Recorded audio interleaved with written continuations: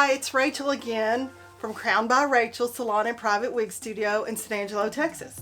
Today we're going to talk about products that you can use on wigs. There's a whole gamut of products out there and they change all the time. I'm going to show you the ones that I'm using currently and have really enjoyed and have worked really well for me. First of all, we're going to unbox the wig. This wig, I've not opened it, straight out of the box. And when I get a box of wigs, there's usually several, I take every one of them out of the box and I take all this stuffing and all the paper out of them. I take them upside down and shake them and kind of get some air in them. They have a factory smell to them.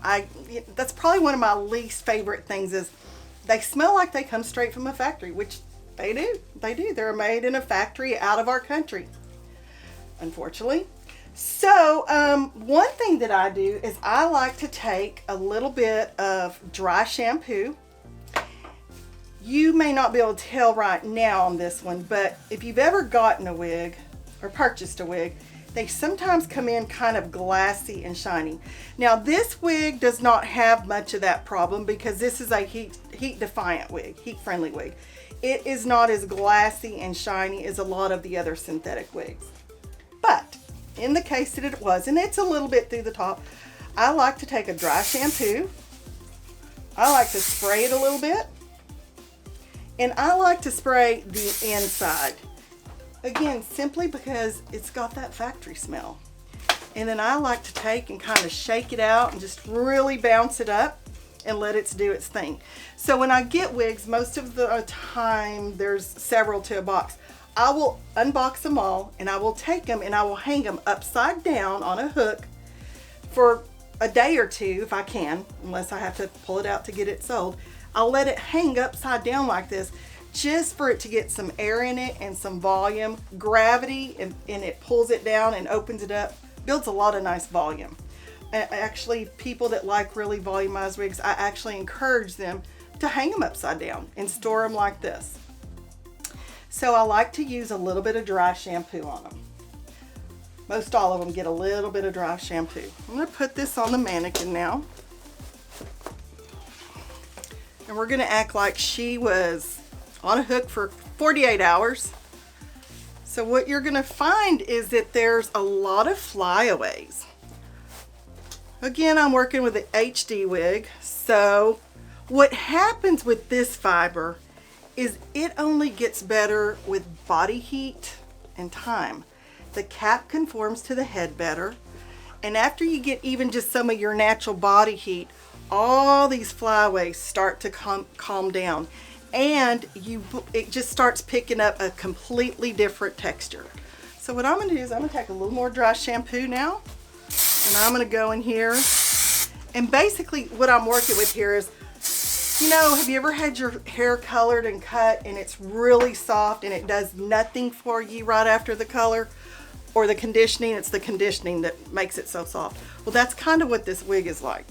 So I'm going to go in here and just kind of get some body heat. It's feeling the heat in my hands is actually pretty good on this wig. So getting your hands in it and rubbing through it and kind of pulling it around. Of course, when it's on your head, it's much easier to do. So I like to go in here and kind of do a little massaging and fluffing it up before we do anything. Now, when you come in and we do your fitting, when I put this wig on you, by the time you leave, it is cut, it has product in it, and you know what you need and what you don't need.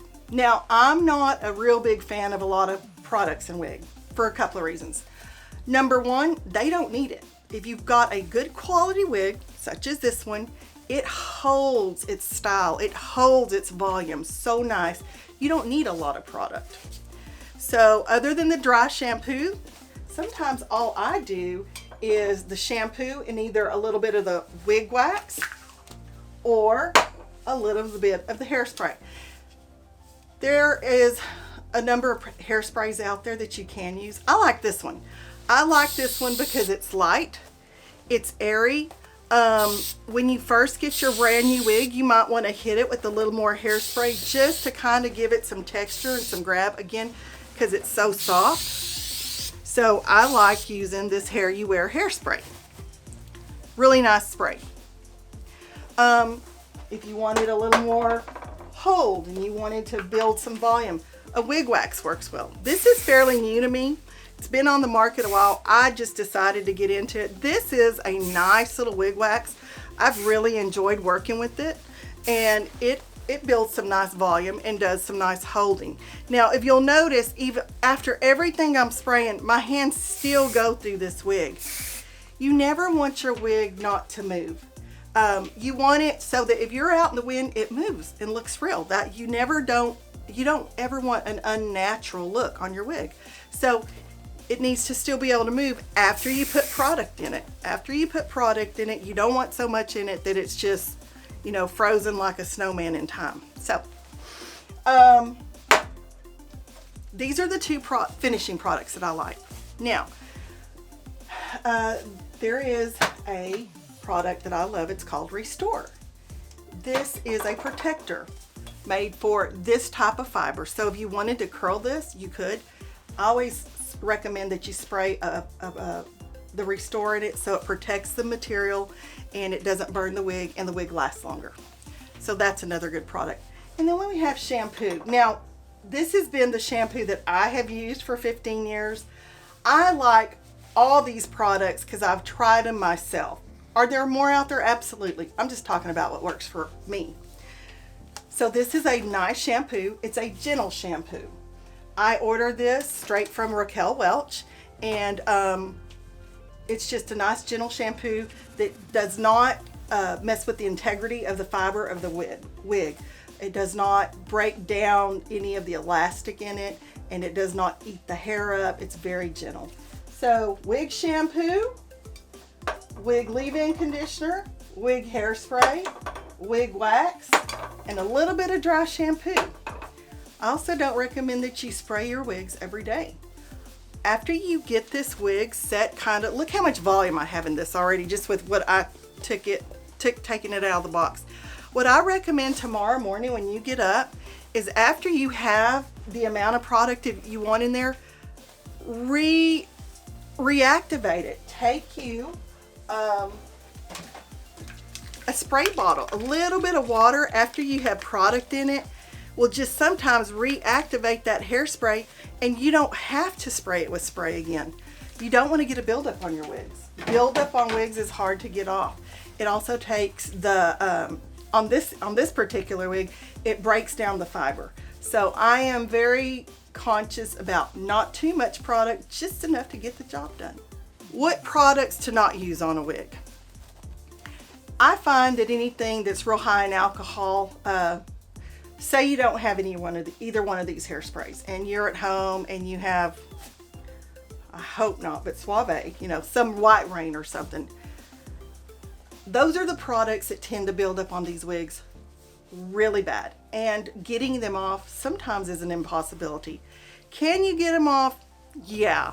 I just don't like for you to create that much work for you or me. So I would say cheap hairsprays, or anything that's really hard, anything that has the word helmet or cement or anything that's just really intense, you don't want to put on this fiber. This is a plastic. It's light, it's airy. So a nice light aerosol is the best way to go. Also, knowing what type of fiber your wig's made out of. This is a heat defiant fiber. You can put, the box says you can put up to 300 and something degrees on them. I've learned with my own experience that 240 is where you need to be, no more than 240.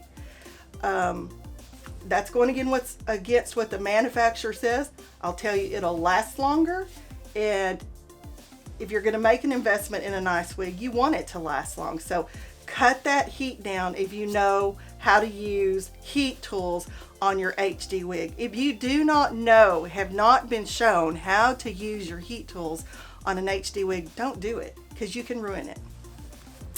I'm going to show you pull a wig that is not heat defiant. It's just a nice, what I call a basic run-of-the-mill wig. Great style, It's going to have a lot of nice whistles, a lot of nice things to it. Not many whistles and bells, but just a lot of nice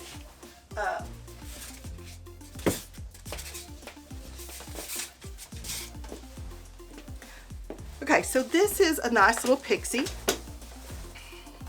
This is what I call just, you know, you just want something kind of cute and fun. And I've had this wig on the shelf for a little bit, so I've already sprayed it with some dry shampoo. I've taken some of the glassy look off of it, but I don't know, my lights look like I might need to do a little bit more of it. So this is what I call just a nice little basic wig. There's no lace front. You've got just a nice cap there. It's wefted on the top. So if you pull that back, you're going to say, oh, there's a hole in it. No, there's not a hole in it. That's just the way that wig's made. It's wefted like that. Price difference here. Big, huge price difference. This is where we have all whistles and bells. Everything I've shown you over here has been lots of whistles and bells. This is just a nice little generic piece. One that you're not going to pay $560, $800 for. So I'm going to kind of show you a little bit about this wig and the fiber. So this wig is not a wig that you can put any heat to at all. None. It'll absolutely melt it. It's 100% plastic. Every synthetic wig is a grade of plastic. That's all there is to it. None of them are real, so you have to be careful as to what you're going to do to them. So this one is just a nice little synthetic. I'm just hitting this real light there just to take the shine off of it. And what I like to do is after I spray them, I like to kind of go in here and run my fingers through it so that I take some of that softness off of the wig. Okay, so you saw how flat she was.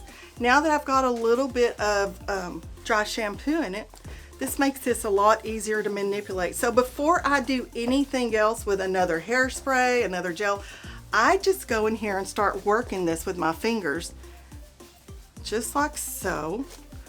Pull a little fringe down. If this was on a real person, we'd have this behind the ear maybe.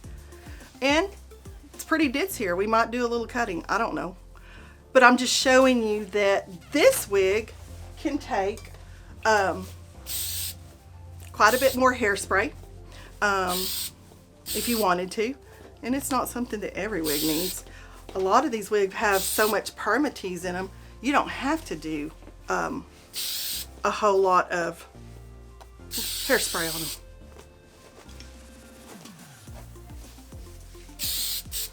So yeah, a little bit of hairspray, a little bit of dry shampoo. I want a little more hold. This wig wax has a little more hold. So I'm going to go in there now with a little bit of this wig wax. Just manipulate this with my fingers. And boom, just like that, we have a completely different wig.